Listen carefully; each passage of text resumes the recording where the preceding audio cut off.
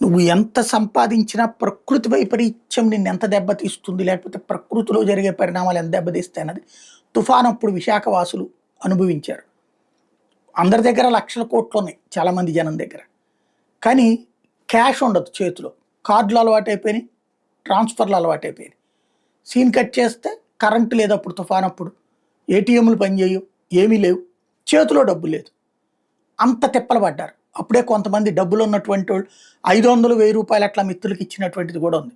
అంత ఇంపార్టెంట్ ఆ టైంలో పాల ప్యాకెట్కి డబ్బులు, పాల ప్యాకెట్ కావాలి.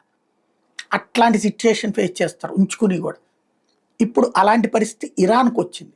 ఇరాన్లో ఎంతోమంది బ్యాంకుల్లో డబ్బులు పెట్టుకుంటే ఏటీఎంలు పనిచేయట్లా, బ్యాంకింగ్ ట్రాన్సాక్షన్స్ ఫెయిల్ అయిపోతున్నాయి, ట్రాన్స్ఫర్ కావట్లేదు. ఏంటంటే వాళ్ళ సిస్టమ్స్ని హ్యాక్ చేసి పడేశారు సైబర్ టీం, ఇజ్రాయెల్కి సంబంధించినటువంటి సైబర్ వార్ టీం.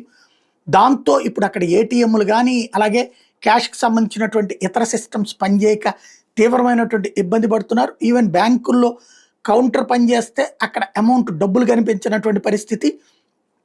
చాలా పెద్ద ఎత్తున ఈవెన్ ప్రభుత్వ రంగానికి సంబంధించినటువంటి బ్యాంక్ కూడా ఈ ప్రాబ్లం ఫేస్ చేస్తుంది.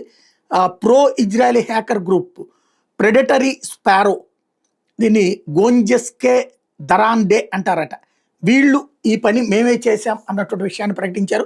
టోటల్ బ్యాంకింగ్ డేటాని కొలాప్స్ చేశామని ప్రకటించారు.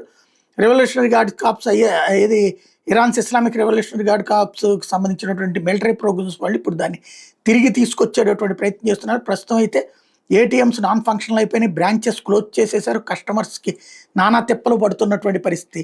చివరికి Iranian banks, Iranian central bank కూడా ఈ పరిస్థితి ఫేస్ చేస్తుంది.